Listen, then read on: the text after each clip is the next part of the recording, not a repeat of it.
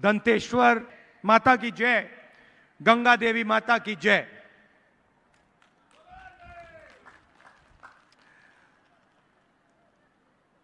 आपके सामने चुनाव है और दो विचारधाराओं की लड़ाई है। एक तरफ कांग्रेस पार्टी, इंडिया अलायंस, जो लोकतंत्र और कॉन्स्टिट्यूशन, संविधान को बचाने के लिए लड़ रहे हैं, और दूसरी तरफ नरेंद्र मोदी जी, अदानी जी, आरएसएस, जो संविधान पर,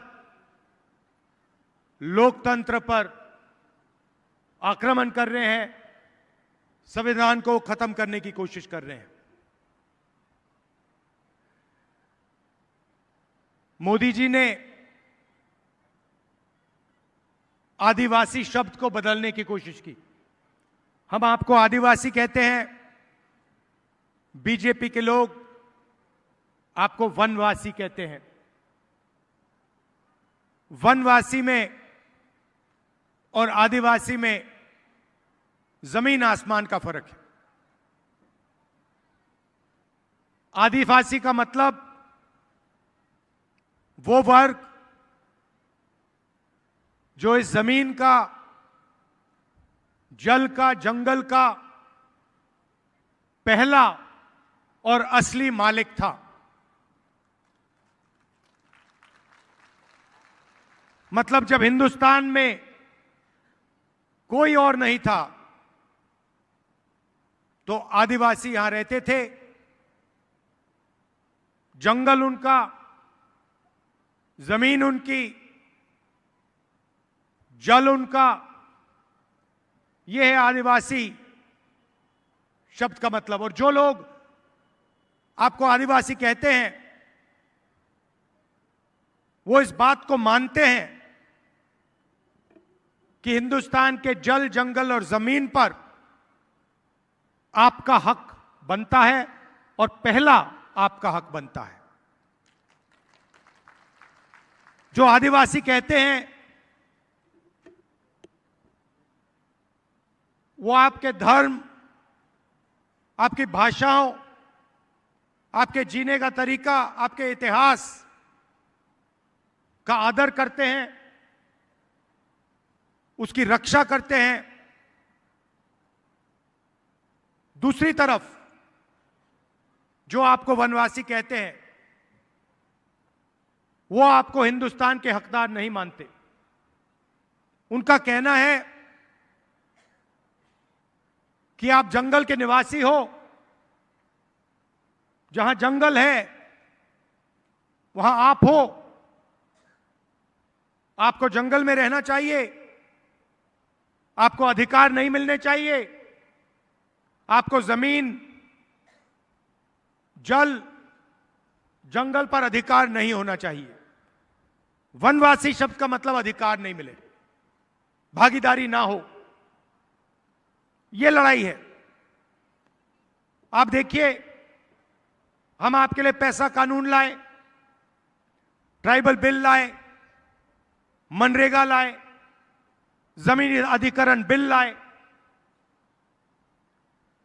आपका जो हक है, आपकी जो जमीन है, वो हम आपको वापस देते हैं। और बीजेपी के लोग, आरएसएस के लोग आपके धर्म पर, आपकी विचारधारा पर, आपकी भाषाओं पर, आपके इतिहास पर आक्रमण करते हैं। और देखिए, हिंदुस्तान में जंगल कम होता जा रहा है। कौन कम कर रहा है? बीजेपी के लोग अदानी जी जैसे अरबपतियों को जंगल की जमीन पकड़ा रहे हैं। एक ऐसा दिन आएगा जब हिंदुस्तान में जंगल नहीं होगा और फिर बीजेपी आरएसएस के लोग आपसे कहेंगे आप तो वनवासी हो, अब तो वन ही नहीं है, जंगल ही नहीं है, तो आप कहीं के नहीं हो। यह सोच है उनकी। ये चाहते हैं कि आपके बेटे बड़े कॉलेजेस में, यूनिवर्सिटी में ना जाएं। ये चाहते हैं कि आपके बच्चे हिंदुस्तान की बड़ी बड़ी कंपनियों में काम ना करें, बड़े बड़े ब्यूरोक्रेट ना बने। हम चाहते हैं कि हिंदुस्तान में आपको भागीदारी मिले, आपको धन मिले, आपके बच्चों को शिक्षा मिले, कॉलेज यूनिवर्सिटी में उनको जगह मिले। यह फर्क है। अब नरेंद्र मोदी हर भाषण में अलग अलग चीजें कहते हैं। कभी समुद्र के नीचे घुस जाते हैं, देखा होगा आपने, देखा ना, समुद्र के नीचे पूजा हो रही है। कोविड होता है, देश को कहते हैं भाइयों और बहनों थाली बजाओ, मतलब ऑक्सीजन नहीं है, सांस नहीं ली जा रही, अस्पताल के सामने लाशों का ढेर पड़ा है और हिंदुस्तान का प्रधानमंत्री कह रहा है थाली बजाओ।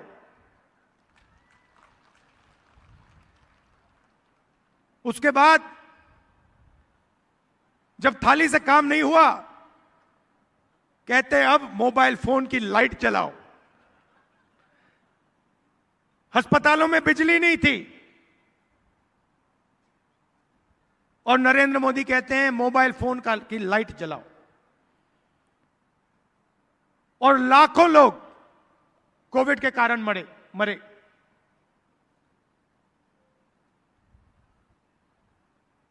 हर प्रदेश से गरीब लोग घर वापस लौटे। दिल्ली से, पंजाब से, महाराष्ट्र से लोग छत्तीसगढ़ वापस आए। दिल्ली की सरकार ने कोई मदद नहीं की, किसकी मदद नहीं, किसी की भी मदद नहीं की। पूरा का पूरा फायदा 2-3 अरबपतियों को दे देते हैं। अदानी, अंबानी, ये 5-6 लोग हैं। आप हैरान हो जाओगे, हिंदुस्तान में 22 लोग हैं जिनके पास उतना ही धन है जितना 70 करोड़ हिंदुस्तानी लोगों के पास है। एक तरफ 22 लोग और दूसरी तरफ 70 करोड़ लोग, उनके पास भी उतना ही धन जितना इनके पास। और नरेंद्र मोदी 24 घंटा इन 22-25 लोगों की मदद करते रहते हैं। बेरोजगारी फैल रही है। किसी से भी पूछो, आप किसी भी प्रदेश में चले जाओ, सबसे बड़े मुद्दे कौन से हैं? सब लोग आपको कहेंगे बेरोजगारी, महंगाई, भागीदारी। बेरोजगारी, महंगाई, भागीदारी। कभी आपने मीडिया को बेरोजगारी की बात करते हुए देखा है? कभी बोलते हैं बेरोजगारी के बारे में? कभी महंगाई के बारे में बोलते हैं? भागीदारी के बारे में बोलते हैं? ये आपको मोदी जी दिखाते हैं, कभी हवाई जहाज में उड़ते हुए, कभी समुद्र के नीचे जाते हुए, कभी मंदिर में पूजा करते हुए। राम मंदिर का उद्घाटन हुआ, हिंदुस्तान की राष्ट्रपति आदिवासी हैं, उनको कहा गया कि आप राम मंदिर के इनॉग्रेशन में नहीं आ सकती, मना कर दिया उनको। राष्ट्रपति को मना किया, क्यों? क्योंकि वह आदिवासी थी। सिर्फ यह कारण, आदिवासी को राम मंदिर के इनॉग्रेशन में हम नहीं आने देंगे। यह मोदी जी ने देश को मैसेज दिया। यह इनकी सोच है। और पता नहीं आपने देखा नहीं देखा, बीजेपी का नेता आदिवासी युवा पर पेशाब कर रहा है। देखें, सबने देखा ना? और पेशाब कर रहा है, और फिर उस वीडियो को बीजेपी के लोग पूरे हिंदुस्तान में फैला रहे हैं। देखो, आदिवासियों के साथ हम क्या कर सकते हैं, यह इनकी सोच है। और इनका लक्ष्य सिर्फ वही है कि आपका जल, जंगल, जमीन उठा के ले लें, आपको एक दूसरे से लड़ा दें, और अदानी जी को आपकी जंगल, जमीन, जल पकड़ा दें। अब सवाल उठता है कि नरेंद्र मोदी जी बीजेपी अरबपतियों के लिए काम करती है, तो चुनाव जीतने के बाद कांग्रेस पार्टी क्या करने जा रही? जो पूरा का पूरा धन इन्होंने चुने हुए लोगों को दे दिया, किसानों से छीन लिया, मजदूरों से छीन लिया, आदिवासियों से, दलितों से, पिछड़ों से छीन लिया, उसके बारे में कांग्रेस पार्टी क्या करने जा रही है, यह मैं आज आपको बताने आया हूं। हम 5 काम करने जा रहे हैं। सबसे पहला काम, बेरोजगारी।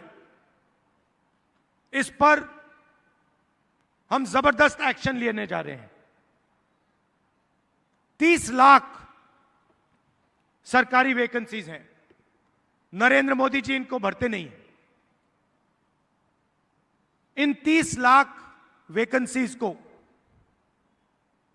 हमारी सरकार बनते ही हम आपके हवाले कर देंगे। दूसरी बात, जो अमीर घर के बच्चे होते हैं, वो काम करने से पहले 1 साल की अप्रेंटिसशिप करते हैं। अप्रेंटिसशिप मतलब 1 साल की उनकी ट्रेनिंग होती है। ट्रेनिंग के लिए उनको पैसा मिलता है।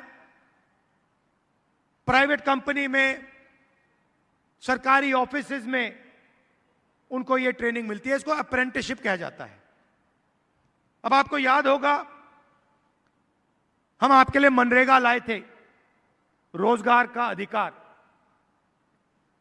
जिसके माध्यम से करोड़ों लोगों को फायदा हुआ। अब हम अप्रेंटिसशिप का अधिकार लाने जा रहे हैं।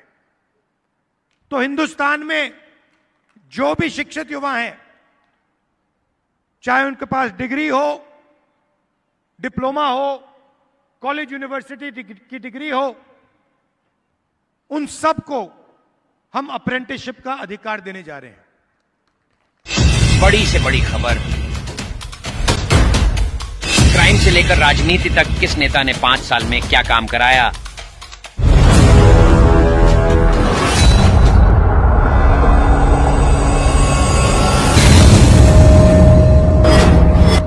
मिलेगी सबसे पहले हर खबर चेंजिंग फ्यूचर न्यूज पर, जो बदलेगा आपका